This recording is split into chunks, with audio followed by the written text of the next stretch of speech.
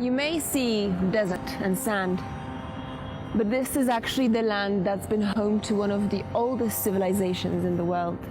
In Sanskrit, Sindhu actually means a great, mighty body of water.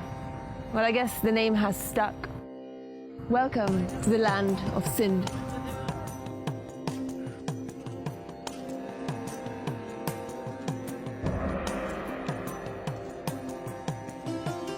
The river, this part of the world, has been home to some truly remarkable individuals. Now, they may not be here anymore, but their tales remain.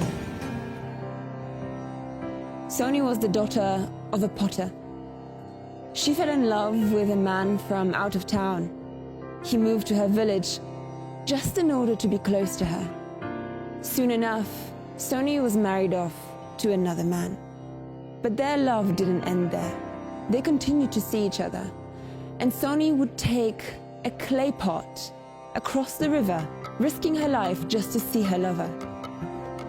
One day, Soni's jealous relatives found out about their love affair, and they decided to put a brutal stop to it. They substituted her clay pot for an unbaked one, which would surely drown.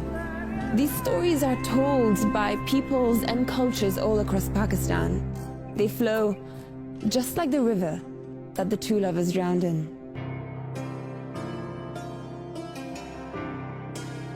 But in a land that merges fact and fiction so seamlessly, there were also some real, extraordinary individuals who lived here. Shah Abdul Latif Bhittai, a poet and a mystic, is one of them. He is the one that initially wrote about Soni, and he is the one whose music you still hear today in Sindh, as poetry, as song. You know, Sindhis sometimes say that he is the one, along with the river Indus, that brought life to Sindh. He's not just a thing of the past, though. His work still lives on here, in this very temple, where every day his songs and his poetry and his words echo across the corridors of this revered place. This is the story of Oderala Zindapir, the living saint.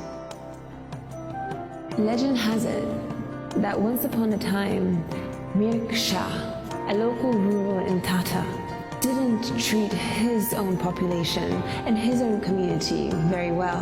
And so it was Zindapir who allegedly came galloping in on a horse to save his people.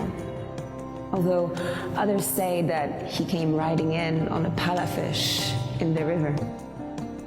Whichever version you believe, he is the one that provides shelter and protection to all those that visit these lands in Sindh.